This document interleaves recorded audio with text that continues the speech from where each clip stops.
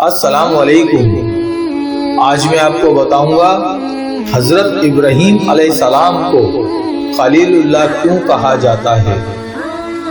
حضرت ابراہیم علیہ السلام بہت زیادہ مہمان نواز تھے۔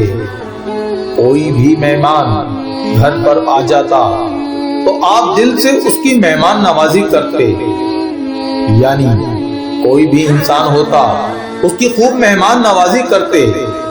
ایک دن آپ گھر سے نکلے کہ کوئی شخص مل جائے جسے وہ اپنا مہمان بنا سکیں، مگر اتفاق سے اس دن کوئی بھی شخص ان کو نہ ملا جس کو وہ مہمان بنا سکیں۔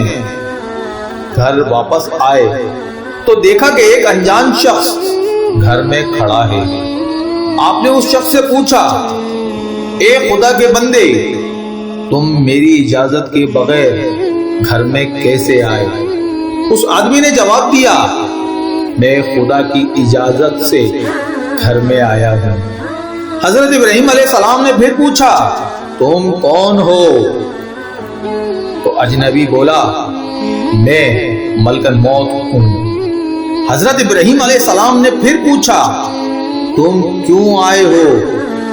ملک الموت نے کہا، مجھے خدا تعالیٰ نے ایک آدمی کی طرف پیغام دینے کے لیے بھیجا ہے تاکہ میں اس کو خدا کا خلیل بنائے جانے کی خوشخبری سنا دوں کہ خدا تعالیٰ نے اس کو اپنا خلیل بنا لیا ہے۔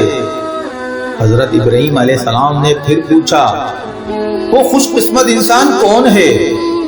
خدا کی قسم، اگر تم مجھے اس انسان کے بارے میں بتا دو گے تو چاہے وہ دنیا کے کسی کونے میں ہو، میں قیامت والے دن اس کا ہمسایہ نہ سہی، دنیا میں میرے جتنے دن بھی باقی ہیں ان دنوں میں میں اس کا ہمسایہ بن کر رہوں گا۔